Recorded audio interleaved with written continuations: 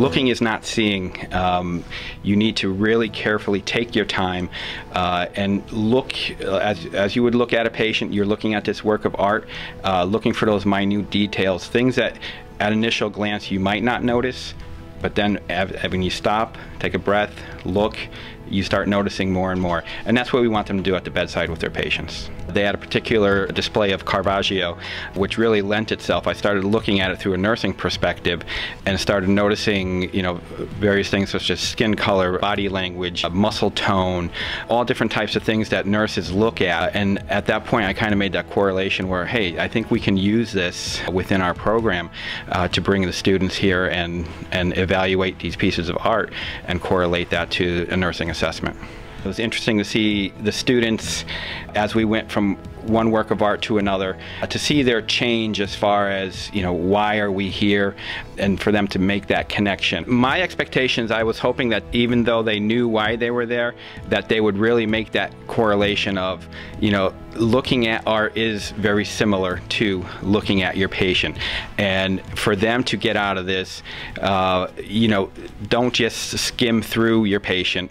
Don't just skim through a piece of art. Look at the details and you'll get more out of it. Well, when we're in the clinical setting, it gets crazy and hectic, and you kind of just almost look at things as tasks. And like coming here and looking at the paintings, it kind of makes you remember to just stop, take a moment, and take a step back and look at the whole picture rather than just going from task to task, because otherwise you'll miss something. When I talk to my patients, I actually don't only talk to them about medical things. If some of my students have seen me at work, I talk to them about other things, other distractions that make them more human. They're not just like, the CHF patient in the bed. There's other things that are going on in their life, and recognizing that within them is very helpful and can be very therapeutic. When we get a patient, we're getting a snapshot of their life, and it's not a particularly pleasant one, but we need to kind of take in all these small little details and piece together a story, and a lot of, especially when we work with older patients, they have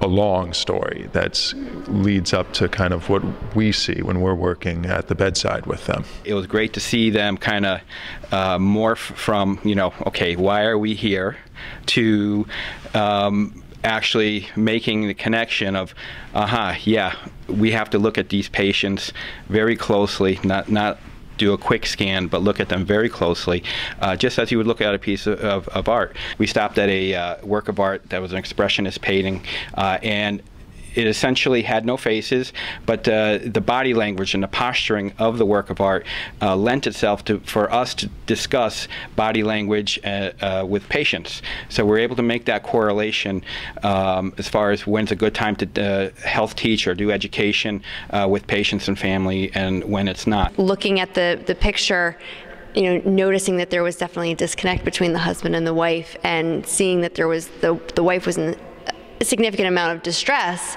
and as somebody said, what if you walked in and you were going to try to discharge this patient? Both Adam and I looked at each other and we said, call social work, because there was definitely something off within the relationship. The students all raved positively about this program, and they want more of it. They, a lot of them commented, both in evaluation and personally, that we should be doing more of these types of programs.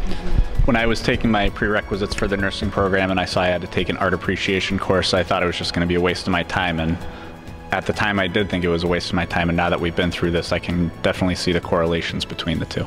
Taking them out of the usual paradigm, putting them somewhere else, it makes it a more enlightening experience for them and more of a memorable experience. We're using our outside resources and the city as our campus as well.